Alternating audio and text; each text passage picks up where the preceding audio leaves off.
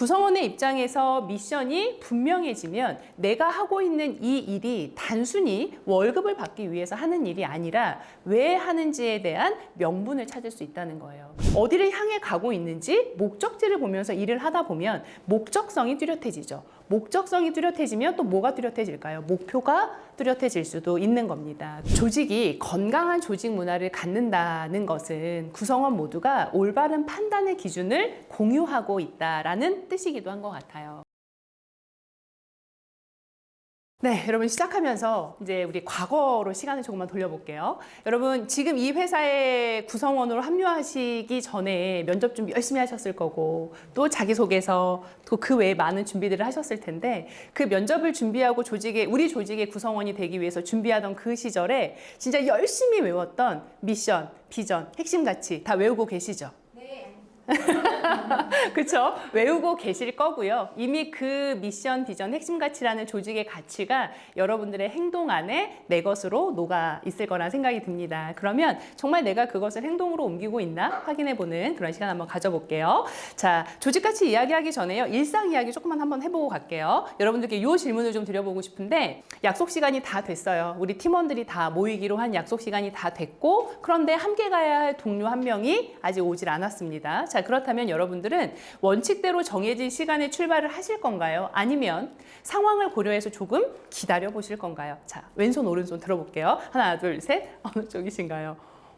좋습니다. 자, 왼쪽 손을 들어주신 분들은 규칙, 약속, 공정성, 신뢰 이런 게 훨씬 더 무게가 실렸던 분들일 거고요. 나는 오른쪽을 골랐다라고 하셨던 분들은 관계, 배려, 상황이나 맥락 이런 부분에 조금 더 무게를 두셨을 분들일 겁니다. 자, 질문 하나 더 드려보겠습니다. 사실 요즘은 이런 일이 많지 않죠. 예전에 비해서 많이 없어진 또 문화이기도 한데요. 늦은 밤 10시에 우리 팀 단톡방에 업무 메시지가 팝업으로 띠링 하고 뜬 거예요. 자, 그럼 이 자리에 계신 여러분들은 그래도 일이니까 혹시 급한가? 라는 마음에 바로 확인을 하실 건가요?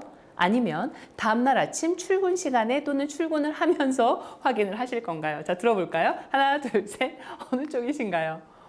나 좀 내버려둬 라는 분들 좀 많이 계신 것 같은데 왼쪽을 선택하신 분들은 일에 대한 책임감, 즉시성 또는 신속성에 조금 더 무게를 두신 반면 또 오른쪽을 선택하신 분들은 아무리 일이 중요하지만 일과 삶의 경계는 좀 필요해. 그래야 워라밸이 지켜지는 거 아니겠어? 라는 쪽에 무게를 두셨을 겁니다. 자, 그러면 이 우리가 왼쪽과 오른쪽을 선택함에 있어서 이게 성격에 따라 달라지는 것인가? 아니죠. 윤리 수준에 따라 달라지는 것인가? 그 역시도 아닐 겁니다. 근데 우리가 삶을 살아가면서 하는 무수히 많은 선택 안에는 내가 중요하게 여기는 것들이 반영이 된다라는 거예요. 우리가 이런 것을 바로 가치라고 이야기를 합니다. 자, 그런데 그럼 가치란 뭘까? 조금 더 들여다보면 가치란 행동이나 결정을 이끌어내는 신념. 그런데 이 가치가 하는 역할은 뭐냐면 내가 선택의 갈림길에 놓였을 때 행동의 방향을 제시해 주는 것이 가치이기도 하고요. 또는 어려운 상황에서 의사결정을 하는데 기준이 되어주는 것이 바로 가치이기도 합니다. 그런데 이렇게 서로 다른 개인적 가치를 가진 구성원들이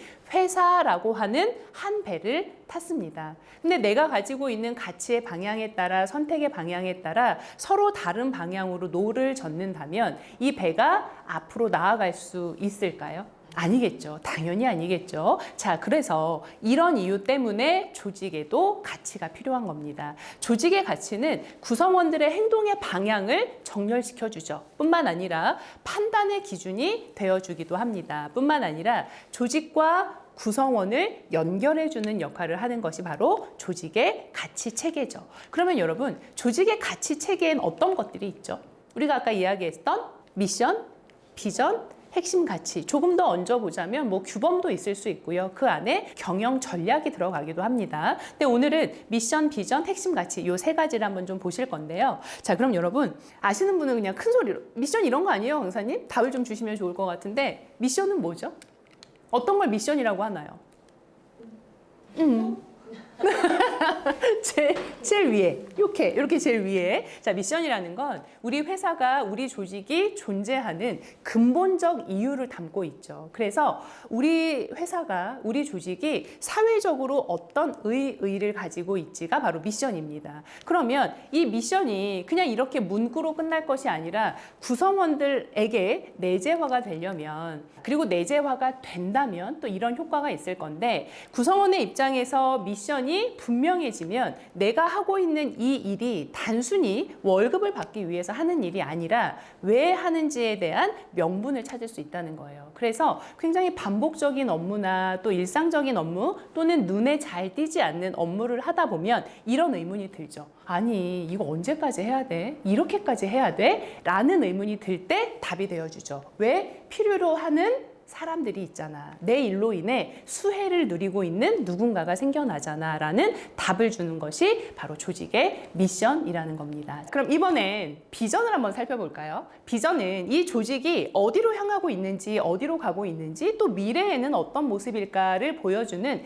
청사진을 담고 있는 게 바로 비전이죠. 그런데 구성원 입장에서 비전이 분명하면 지금 내가 하고 있는 이 일이 오늘 급하니까 그냥 해치워야 되겠다라는 당장의 업무가 아니라 어디를 향해 가고 있는지 목적지를 보면서 일을 하다 보면 목적성이 뚜렷해지죠. 목적성이 뚜렷해지면 또 뭐가 뚜렷해질까요? 목표가 뚜렷해질 수도 있는 겁니다. 근데 이런 비전이 뚜렷하지 않은 상태에서 일을 하다 보면 도대체 이거 언제까지 버텨야 하지? 라는 생각이 들 수 있다는 거예요. 그래서 비전은 힘들고 어려운 순간에, 또는 방향성이 흔들릴 때, 또는 무언가 어려운 선택을 해야 되는 순간에 이정표가 되어주는 것이 바로 비전이다라는 거. 자, 그럼 세 번째 한번 보겠습니다. 세 번째는 핵심 가치를 한번 볼게요. 핵심 가치는 조직을 구성하고 있는 구성원들이 지켜내야 할 약속, 가치, 규칙, 이런 것들을 좀 담고 있는 내용인데요. 이 핵심 가치는 우리가 무언가 조직 내에서 어떤 선택을 해야 될 때, 의사결정을 해야 될 때 이게 맞나? 또는 이걸 누구한테 물어봐야 되지? 또 이런 상황에 누구 눈치를 봐야 할까라고 하는 상황에 기준이 되어주는 조직의 나침반일 수 있다는 겁니다. 그래서 우리가 어떤 선택을 하고 결정을 하는 데 있어서 판단의 기준이 되어주는 것이 바로 핵심 가치다라는 겁니다. 그래서 사실 여기까지의 내용이 이론적으로 조금 어려울 수 있습니다. 그리고 나한테 가까이 와 닿을 수 없는 내용이었다면 이렇게 한번 정리를 해보겠습니다. 미션은 내가 이 일을 해야 하는 이유를 알려주고 있어요. 비전은 내 일의 방향성을 보여주고 있고요. 핵심 가치는 그럼 그 일을 하는 과정 중에 어떤 행동의 기준을 가져야 할까를 담고 있다라고 좀 가볍게 어렵지 않게 좀 정리를 해봤는데, 자, 그러면 제가 여러분들께 어떤 회사의 이야기를, 스토리를 한번 좀 풀어볼게요. 내가 이 회사가 어떤 회사인지 안다면 한번 좀 정답을 맞춰봐 주세요. 자, 보시죠. 상대방의 안전에 대한 지적이 있다면 고마운 마음으로 받아들인다. 그리고 불안전 요소가 감지가 된다면 작업뿐만 아니라 생산까지도 중단한다. 근데 여러분 알고 계신 것처럼 제조업에서 생산을 중단한다? 이거 엄청난 손실이거든요. 자, 그럼에도 불구하고 불안전 요소가 감지가 되면 하겠다예요. 자, 세 번째. 비상 상황 외에는 절대 뛰지 않는다. 걸으면서 휴대폰 사용하지 않는다. 항상 회의를 시작하면 안전 토크부터 시작한다. 마지막, 방문객이 회사에 오면 비상 탈출 방법부터 설명한다. 이게 어떤 회사의 이야기일까요? 제가 그럼 질문을 바꿔보죠. 우리나라 국내 기업일까요? 외국 기업일까요?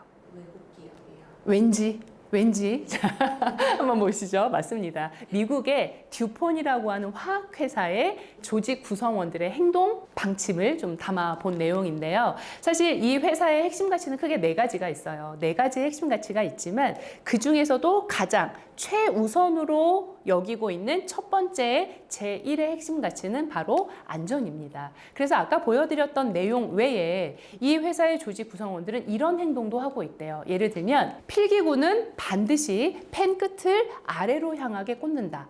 굉장히 작은 행동 같지만 이런 사소한 행동이 모여서 안전한 문화를 만든다라는 걸 이들은 알고 있는 거죠. 또 행동으로 실천하고 있는 것이기도 하고요. 자, 두 번째는 계단을 오르내릴 때는 반드시 손잡이를 잡는다라는 규칙도 지키고 있대요. 자, 마지막 세 번째는 적합한 보호구를 착용하지 않으면 지위 고하를 막론하고 현장에 진입할 수 없다라는 약속도 지키고 있다고 합니다. 근데 제가 이런 사례들을 강의 중에 공유를 하면 이제 몇몇 분들은 야, 너무 깐깐한 거 아니야? 라는 이야기를 하시는 분들도 있어요. 하지만 이 회사는 알고 있는 거죠. 사소한 무질서가 만들어내는 굉장히 큰 사고가 있을 수 있다는 걸 이들은 알고 있고, 뿐만 아니라 이 핵심 가치, 우리의 약속들이 그냥 있으면 좋은 것에서 끝나는 것이 아니라 반드시 지켜내야 하는 생존으로 몸에 담고 있다라는 거죠. 자, 그러면 지금 이 자리에 함께하고 계신 여러분들은 이 우리 조직의, 우리 회사의 가치 체계를 여러분들의 기억 속에만 담고 계신가요?